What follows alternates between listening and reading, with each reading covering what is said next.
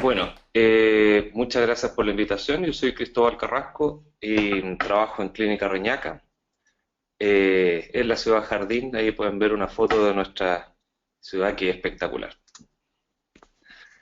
Les quiero contar sobre este tema de ecografía para anestesia neuroaxial, principalmente lumbar, que parece ser un tema bastante nuevo, ¿no es cierto?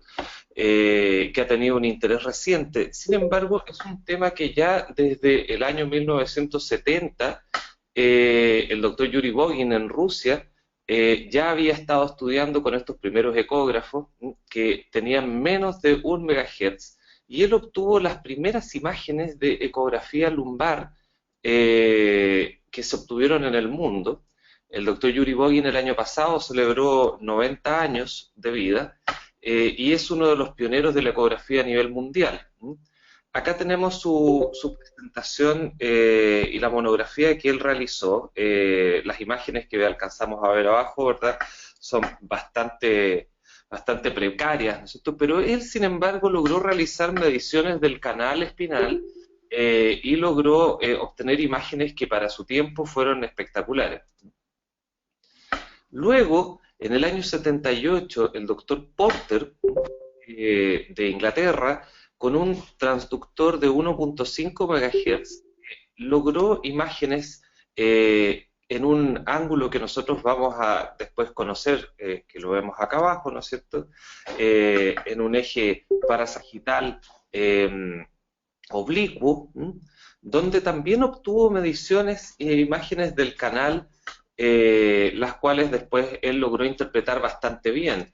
Inclusive el doctor logró hacer una medición en voluntarios sanos que fueron enfermeras y militares de su sanatorio y además utilizó a mineros y logró hacer un promedio de las mediciones del canal normal, las cuales después presentó nuevamente en pacientes que eran sintomáticos de hernias lumbares, llegando a la conclusión de que en aquellos pacientes que eran efectivamente sintomáticos se veía una reducción del canal espinal. Luego, el año 82, ya con imágenes bastante mejores, Forsberg logró hacer imágenes también del canal espinal con mediciones, ¿no es cierto? Y también llegó a la misma conclusión que había llegado el doctor Porter, ¿no es cierto? Que es decir, que durante los episodios de hernias lumbares había una reducción del canal espinal. Y de ahí nos saltamos a un buen tiempo, hasta prácticamente el año 2000, antes de que se volvieran a obtener imágenes eh, nuevamente de la columna lumbar. Ahora vamos a entrar en materia. Les quiero mostrar esta imagen, que es la imagen clásica de los planos anatómicos, porque vamos a llegar a un consenso para que conversemos de lo mismo. Si ustedes se fijan, acá tenemos este plano medial que es sagital, acá tenemos un plano que es parasagital medial, y acá tenemos un plano que es un plano axial o transversal, es decir, cortamos así y cortamos así. La anatomía típica de las vértebras lumbares, ¿no? Vemos acá los procesos espinosos, ¿verdad? Los vemos aquí de frente. Vemos el canal, ¿no es cierto? El espacio intervertebral, el cual vamos a definir como espacio interespinoso y como espacio interlaminar, que es entre medio de las dos láminas, ¿no es cierto? Por otro lado, vemos los procesos articulares, que son estos de acá, las carillas articulares, las apófisis facetarias, y luego los procesos transversos. Finalmente, de ladito, vemos que todo este arco, ¿no es cierto?, va conectado al cuerpo vertebral a través del pedículo. Continuando con nuestro repaso anatómico, ¿no es cierto? Una vez que ya identificamos las estructuras óseas, tenemos unas estructuras que nosotros conocemos bastante bien, ¿verdad? Que son el ligamento amarillo, la grasa que está infiltrando el espacio epidural, la membrana dura madre, ¿no es cierto? Y la cauda equina. Y acá vemos cómo a través de las láminas, que son estas de acá, logramos acceder al canal espinal en un eje paramediano pero oblicuo, es decir, es un eje que está medializado desde el paramediano. Continuamos con la anatomía, ya nos estamos acercando un poco a lo que se podría ver en la ecografía. Esta es una sección sagital de la columna, donde alcanzamos a visualizar los ligamentos, el ligamento supraespinoso, el interespinoso, ¿verdad? Y el ligamento amarillo acá. Y es lo mismo que alcanzamos a ver aquí en este corte, donde, perdón, se me arrancó, donde alcanzamos a ver, ¿verdad?, los ligamentos también, pero cortados de forma axial. Este es un corte axial de la vértebra, para que nosotros logremos tener una visión adecuada durante la ecografía. Y acá nuevamente tenemos a nuestra imagen de los planos, y vemos en estas imágenes que estoy mostrando acá, cómo es un eje paramediano sagital, es decir, estamos cortando en este sentido, el paramediano oblicuo, es decir, la imagen que nos va a mostrar a través de las láminas, el canal espinal, y un eje transverso o un eje axial. En esta imagen me gustaría mostrarles a qué nos referimos con el acceso interlaminar y con el acceso interespinoso. Si ustedes se fijan, aquí estamos entre medio de las dos apófisis espinosas, ¿verdad? Y acá estamos entre medio de las dos láminas. Este acceso sería lo que nosotros le decíamos un acceso paramediano, ¿verdad? Y después vamos a ver que lo podemos hacer bastante bien con ecografía. Finalmente tenemos las primeras imágenes que vamos a ver de ecografía. Instalamos nuestro transductor en un eje paramediano sagital, es decir, vamos a caer a nivel de las láminas. Esta es la primera ventana que vamos a ver. Ustedes van a darse cuenta luego de que hacer un paramediano o un mediano más bien a nivel de las apófisis espinosas es bastante complejo. Por eso es que partimos haciéndolo a través de las láminas. Son las láminas las que nos van a dar mucha información. Y las láminas se ven típicamente como un serrucho. Ahora, si yo pongo un poco oblicuo mi transductor, si ustedes alcanzan a visualizar la oblicuidad que le dimos al transductor, las láminas se van a abrir y me van a mostrar el canal espinal acá. Es decir, lo que alcanzamos a visualizar en esta zona es el espacio intratecal. Visualizamos aquí las láminas, vemos esta línea hiperecoica de acá y esta de acá. El ultrasonido logró atravesar el espacio interlaminar, ¿se fijan? Por lo tanto, como atravesó el espacio interlaminar, aparece este complejo que le vamos a llamar complejo posterior, que corresponde al ligamento amarillo y a la dura madre. Cuando tenemos un transductor bueno o un paciente que nos ayuda con las imágenes, vamos a lograr ver inclusive una pequeña separación entre el ligamento amarillo y el espacio epidural, que es el espacio epidural. Por otro lado, vemos de que la dura madre a nivel anterior, es decir... ¿Perdón? Un poquito más lento. ¿Un poquito más lento? Ya. De todas maneras, son conceptos que vamos a ir recalcando durante la presentación, no se asusten. Se ven las imágenes complejas al principio, pero no son tan complejas. Como les decía, vemos hacia adelante de la dura madre, que ya teníamos hacia nivel posterior, la dura madre anterior, que dado de que las estructuras están tan profundas que no las podemos diferenciar absolutamente, solamente hablamos del complejo anterior y que esto corresponde al ligamento longitudinal posterior de las vértebras, los cuerpos vertebrales y la dura madre a nivel anterior. Les voy a hacer una pequeña repetición. En el fondo nosotros lo que estamos haciendo acá es cortar en forma sagital el saco dural. La ventana que se nos abrió acá a través de las láminas nos permitió el ingreso del ultrasonido a través de las láminas, o sea, es decir, interlaminar. Por lo tanto, se abrió el espacio de las láminas, nos permitió entrar el ultrasonido y visualizar el saco dural, el cual visualizamos en su parte posterior y en su parte anterior. En la parte posterior vemos la dura madre y vemos el ligamento amarillo. Y en la parte anterior vemos una imagen que está compuesta por el ligamento longitudinal posterior, por la dura madre y por el cuerpo vertebral. Nuevamente vemos acá, ¿no es cierto?, esta imagen, que es la misma, esta es la imagen tomada del trabajo original de Porter, donde ustedes ven cómo Porter tomó también la ventana interlaminar para obtener las mediciones del canal.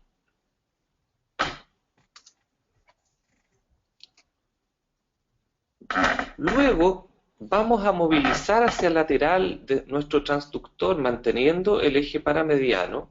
Fíjense acá. ¿Se ve el puntero?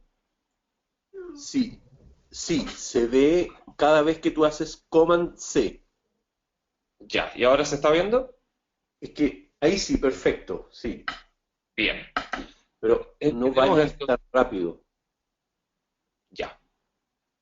Tenemos entonces el eje paramediano sagital, nuevamente que lo estamos manteniendo, lo estamos corriendo hacia lateral y vamos a visualizar inmediatamente las carillas articulares.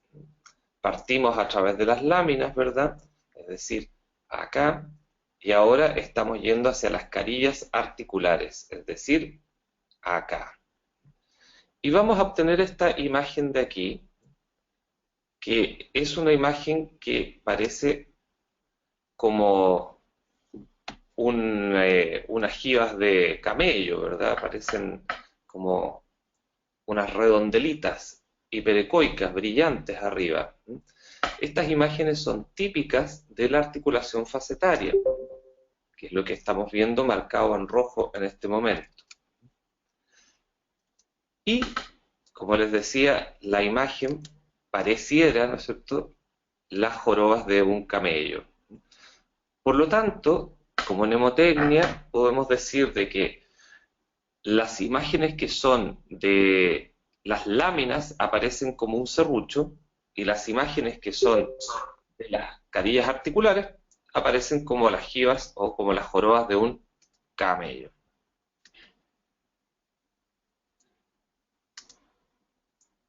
Continuamos hacia lateral manteniendo el eje paramediano. Las imágenes parecen complejas al principio, créanme que después se logran obtener bastante bien. Ahora estamos a nivel de las apófisis transversas. Movimos hacia lateral nuestro transductor manteniendo el eje paramediano sagital. Ahora vamos a cortar las apófisis transversas. Estamos con el transductor a esta altura y vamos a visualizar las estructuras que están entre las apófisis transversas. Es decir, aquí el músculo cuadrado lumbar y acá el músculo psoas. Hacia arriba los músculos erectores de la espina. Si ustedes se fijan, la imagen aparece como un dedo de guante, como una mano.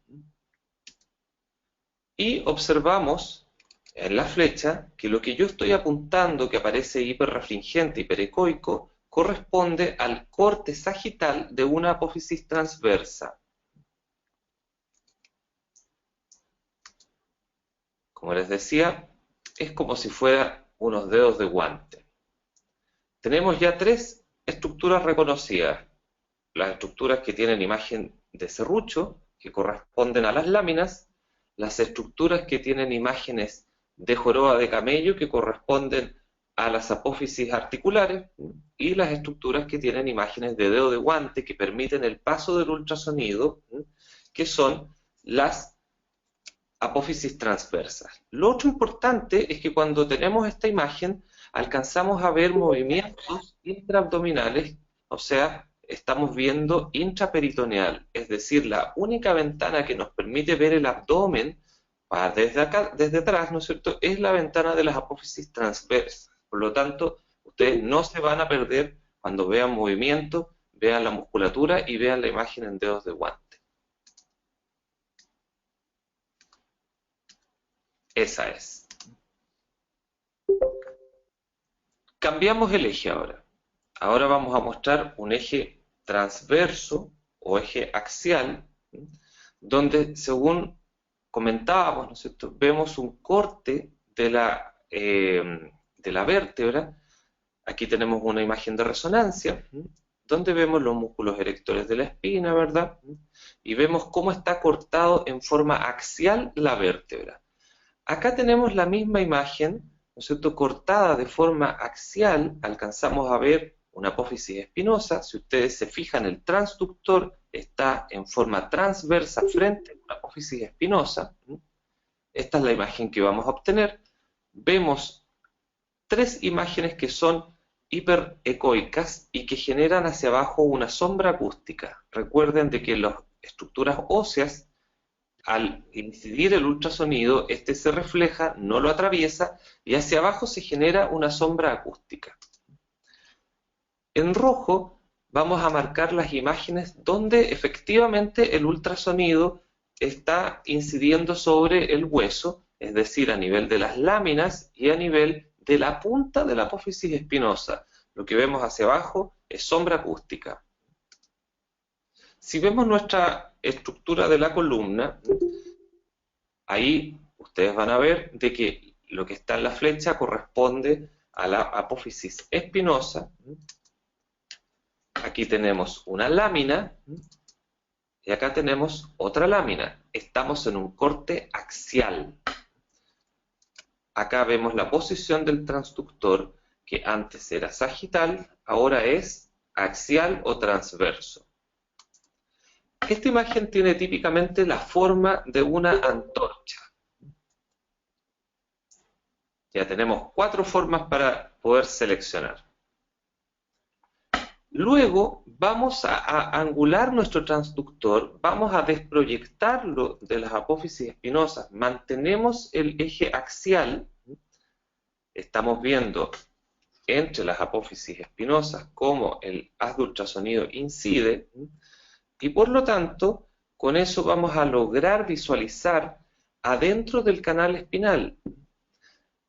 Ahora ya no tenemos apófisis espinosa. La sombra que estamos viendo acá corresponde al ligamento interespinoso. Tenemos las carillas articulares. Fíjense cómo al incidir el ultrasonido de forma axial sobre el espacio interespinoso, se ven las carillas articulares. Por lo tanto, las tenemos aquí. Estas son las carillas articulares. Tenemos la apófisis transversa, que se vislumbra acá, es decir, aquí. Y tenemos el canal medular, tenemos el complejo posterior, es decir, ligamento amarillo, dura madre, y el complejo anterior, es decir, ligamento amarillo, ligamento longitudinal posterior, dura madre, anterior y cuerpo vertebral. Esta medición nosotros la podemos hacer y saber cuánto mide el canal, y también podemos medir desde el complejo posterior hacia la piel, y tener la distancia desde la piel hacia la dura madre. Típicamente esta imagen tiene una forma de Batman. Ahora, para poder hacer una medición de la línea media y poder detectar y marcar un espacio intervertebral, vamos a hacer lo siguiente. Vamos a utilizar los dos ejes que ya aprendimos. Vamos en el eje sagital a visualizar las láminas y los canales medulares. Aquí tenemos la forma de serrucho de las láminas. Aquí tenemos los complejos, ¿no es cierto? El canal medular.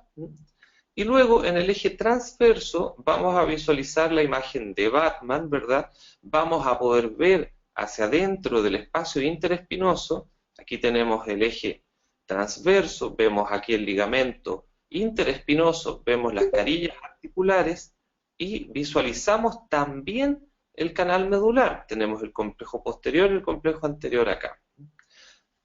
Primero, en el eje sagital vamos a llevar a la línea media el espacio intervertebral que nosotros queremos. Un poco más adelante les voy a mostrar cómo se cuentan los espacios intervertebrales. Lo llevamos hacia la línea media y la línea media de nuestra pantalla se corresponde con la línea media del transductor. Inmediatamente marcamos en la piel. Luego, en el eje transverso, nuevamente llevamos la línea media, llevamos lo que correspondería a la línea media de la visión interespinosa, o donde debieran estar las apófisis espinosas o el ligamento interespinoso, lo llevamos hacia la línea media de la pantalla, corresponde a la línea media del transductor. Luego de hacer esas dos marcas, las unimos y ahí tenemos el espacio intervertebral que habíamos seleccionado. Vamos a partir contabilizando desde abajo. Vamos a visualizar que el sacro se ve como una visión única, como una línea continua, hiperrefringente. Estamos a nivel paramediano sagital, es decir, estamos viendo las láminas. Visualizamos una parte del sacro. Y la primera lámina que observamos acá es la lámina de L5, por lo tanto, este espacio de acá es el espacio intervertebral L5-S1. Desde este espacio empezamos a contar hacia arriba. 4, 3, 2 y 1. Ahora, después de conversar de todo esto, vamos a ver qué evidencia existe sobre la utilidad de la ecografía lumbar en la actualidad. Nos vamos a plantear 4 interrogantes. Si efectivamente reduce la dificultad técnica en anestesia neuroaxial. Vamos a ver si podemos estimar o no la profundidad de la dura madre y establecer una profundidad de punción. Identificar los espacios intervertebrales, eso ya lo vimos, y determinar además una trayectoria correcta de la aguja, es decir, una angulación eficaz.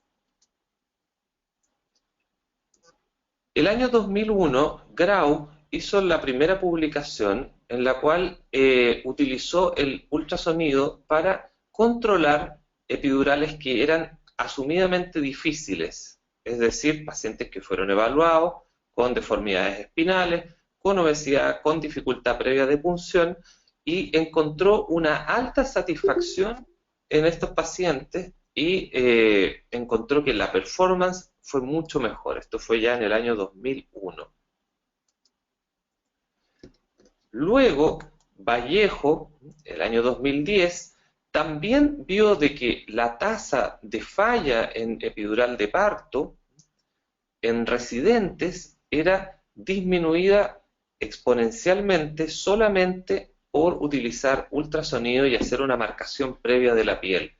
Y vemos de que la tasa de epidural que fallaba en los residentes llegaba hasta un 10% versus un 3% en el grupo de ultrasonido, y vemos además de que los intentos de inserción, que solamente eran 1 en promedio en el grupo de ultrasonido, superaban los 2 en promedio en el grupo control. Por otro lado, el doctor Chin también, utilizando ultrasonido para evaluar la posibilidad de realizar bloqueos neuroaxiales, presenta este caso en una paciente con una espondilitis anquilosante, con una deformidad severa de la columna vertebral, donde a través del ultrasonido logran obtener una ventana interlaminar, logran ver la dura madre y logran llegar a la línea media y poder puncionar. Luego, el doctor Chin decide hacer un trabajo más largo, junto con la doctora Perlas, y se dan cuenta de que utilizar el ultrasonido para realizar anestesia espinal en pacientes que tenían una situación anatómica compleja en cuanto a la evaluación, se dieron cuenta de que en estos pacientes tuvieron una gran tasa de éxito tanto en la inserción de la aguja en el primer intento, la reducción del número de pases de aguja y la satisfacción del paciente. Tuvieron un 62% de éxito en ultrasonido versus un 32% de éxito en el grupo sin ultrasonido. 6 pases de aguja en ultrasonido, 13 pases de aguja en el grupo de no ultrasonido.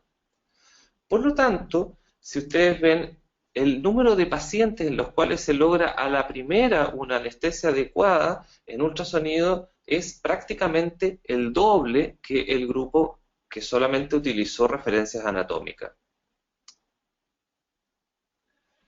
En cuanto a la profundidad de la dura madre,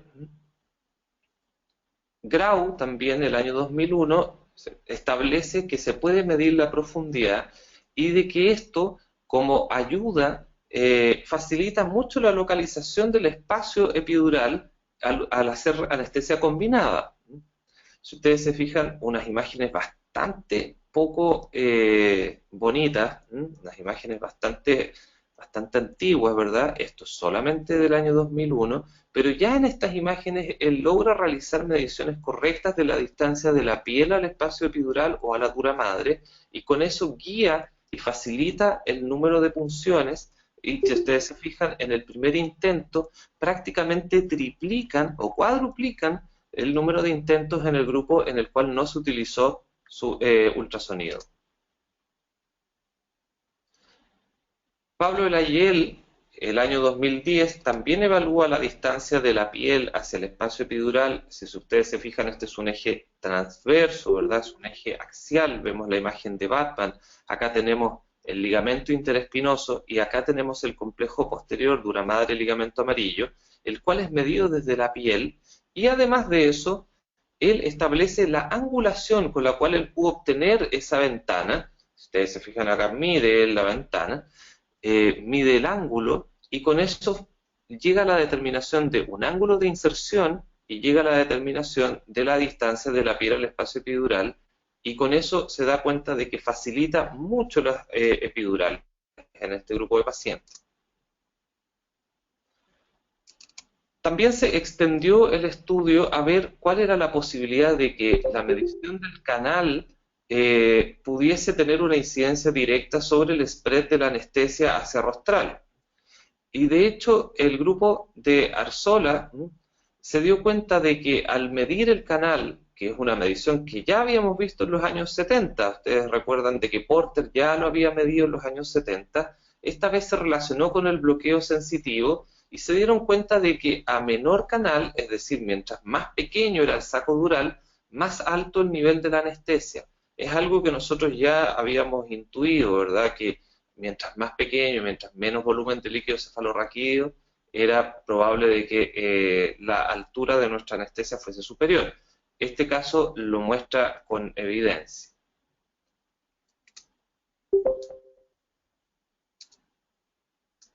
Aquí.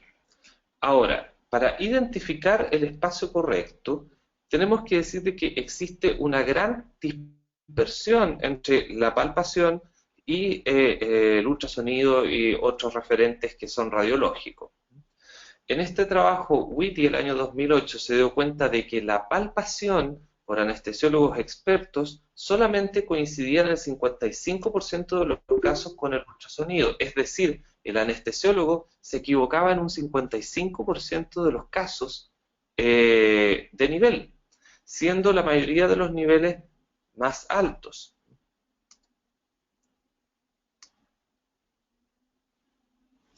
La doctora Perlas nos muestra este metaanálisis del año 2016, con esto ya nos acercamos al final de la presentación, donde repite unas preguntas parecidas a las que nosotros nos hicimos.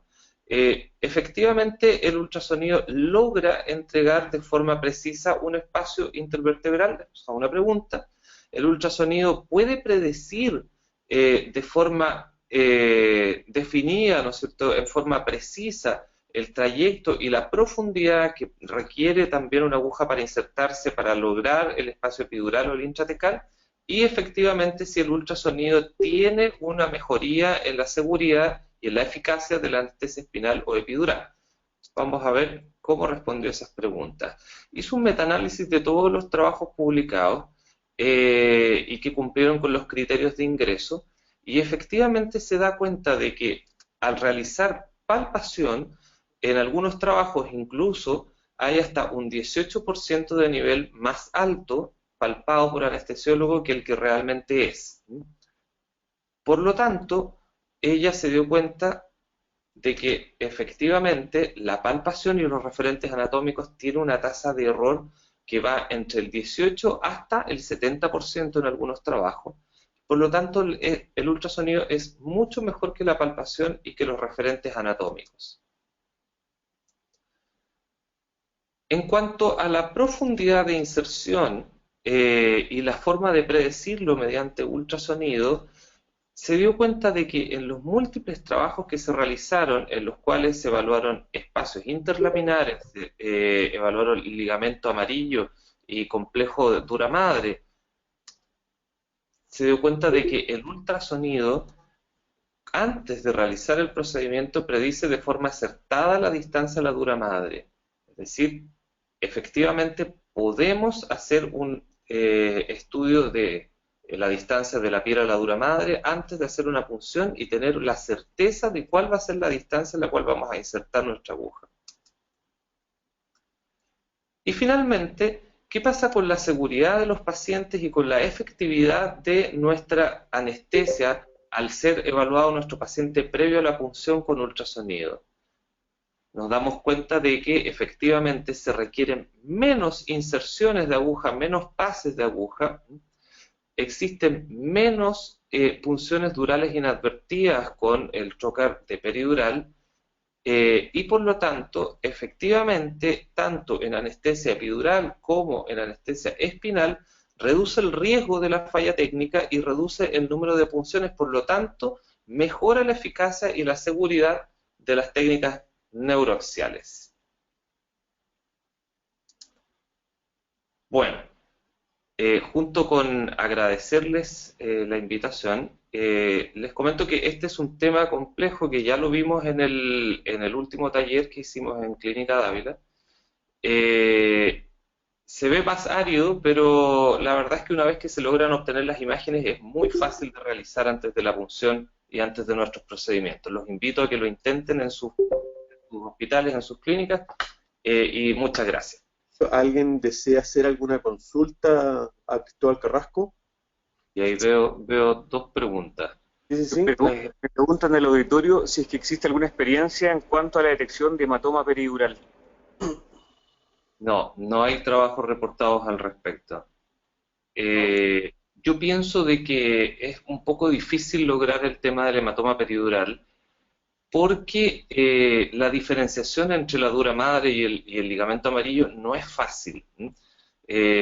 Uno trata de mostrar estas imágenes que son de trabajos, en el fondo donde se ve muy bien, pero en la práctica no es tan fácil diferenciarlas y se logra ver especialmente en la ventana interlaminar la diferencia o una pequeña diferencia o una pequeña separación entre el espacio que se genera entre la dura madre y el ligamento amarillo, básicamente por la infiltración grasa que éste tiene. O sea, un paciente que no tiene una gran infiltración grasa del espacio epidural, no vamos a tener una gran diferenciación. Ahora, contestando algunas de las preguntas que salen en el chat, voy a partir por la segunda pregunta, que si existe evidencia sobre el uso de ultrasonido en la columna instrumentalizada. Sí, existe evidencia y nosotros efectivamente lo estamos haciendo y ocupando en la clínica, en que tenemos pacientes en que tienen columnas instrumentalizadas, que tienen grandes laminectomías, que no tienen apófisis espinosas que sean realmente visibles o palpables, y que además tienen una columna con tornillos pediculares y fijaciones, ¿no es cierto?, y barras. Efectivamente se puede visualizar, dado de que logramos ver el canal a través de una ventana paramediana, utilizamos los mismos tornillos como referencia, que nos van a generar una sombra acústica que va a ser muy parecida, comillas, a la sombra que podría dar la lámina. Recuerden que están en el pedículo los tornillos, y al angular hacia medial vamos a lograr ver el canal. Con eso ya logramos establecer de que efectivamente tenemos un lugar donde se puede ver el canal, y por otro lado, luego podemos obtener una visión de la línea media utilizando la misma técnica y hacer una punción efectiva. Lo hemos hecho en un par de pacientes y hemos quedado como rey, pero la verdad es que vale la pena y se puede intentar hacer. Ahora, con respecto a la primera pregunta, en tiempo real hay bastante experiencia. Karmakar tiene muchas publicaciones al respecto, pero se requieren varias cosas. Uno, hay una publicación de Karmakar utilizando una aguja que tiene pérdida de resistencia automática, en el fondo, que se puede utilizar por un solo operador La aguja va perdiendo sola resistencia cuando se va enfrentando con el ligamento amarillo y una vez que llega al espacio epidural, se baja la jeringa sola. Por lo tanto, ya requiere un instrumento con el cual no tenemos, que es un instrumento que es bastante experimental, que son estas agujas de autopérdida de resistencia. Por otro lado, la técnica en tiempo real con 2 operadores resulta bastante engorrosa porque significa de que tengo que tener un operador que está dedicado a hacer la ecografía y otro operador que está dedicado a hacer la punción. Por otro lado, los ángulos de visualización de la aguja son bastante poco adecuados, ya que no se logra un buen paralelismo con el haz de ultrasonido. Por lo tanto, la visualización de la aguja no es tan buena. ¿Qué es lo que recomendamos nosotros y lo que recomienda la literatura? Es hacer una marcación, una exploración antes de hacer la punción para lograr saber el ángulo, la línea media y el sitio de punción y hacer la punción a ciegas guiado en eso. Todos los trabajos que he mostrado son basados en eso y aumentan muchísimo la tasa de éxito. En la imagen que se ve la carilla articular, ¿es posible hacer una punción en plano? Sí. Bueno, para la infiltración de la faceta articular. Sí, eso es bastante interesante porque el origen de esta charla fue porque yo hago carillas articulares bajo ecografía hace bastante tiempo. Y por ahí partió en el fondo por qué decidimos hacer esta charla. La verdad es que el hacer bloqueos facetarios en tiempo real bajo ecografía es súper bueno, se ve muy bien, tiene un costo muy bajo porque solamente utilizamos una aguja de 100 milímetros para hacer bloqueo, ¿no es cierto? Una aguja de neuroestimulación. Obviamente no neuroestimulamos, pero la utilizamos por la facilidad que nos presenta para que un ayudante nos inyecte. Posicionamos la aguja bajo ecografía en plano en la carilla articular utilizando el eje longitudinal y vemos cómo al infiltrar 1 o 1,5 ml de la solución que tenemos preparada, se ve cómo se está infiltrando la carilla articular. Nosotros vamos a poder sentir el pop de ingreso, ¿no es cierto?, de la aguja adentro de la articulación o adentro de la vaina articular y hacer la infiltración de forma súper adecuada. Yo recomiendo mucho hacer carillas articulares con ecografía y sobre todo soy un creyente de que nosotros los anestesiólogos tenemos que meternos en esta área donde además en la ecografía somos expertos. Bueno, muchísimas gracias nuevamente. Agradecido infinitamente por esta excelente presentación. Gracias a los participantes tanto en el auditorio como por vía de internet, por nuestra señal. Muchas gracias a todos y nos despedimos hasta otra nueva edición de este programa de RDM. Hasta luego.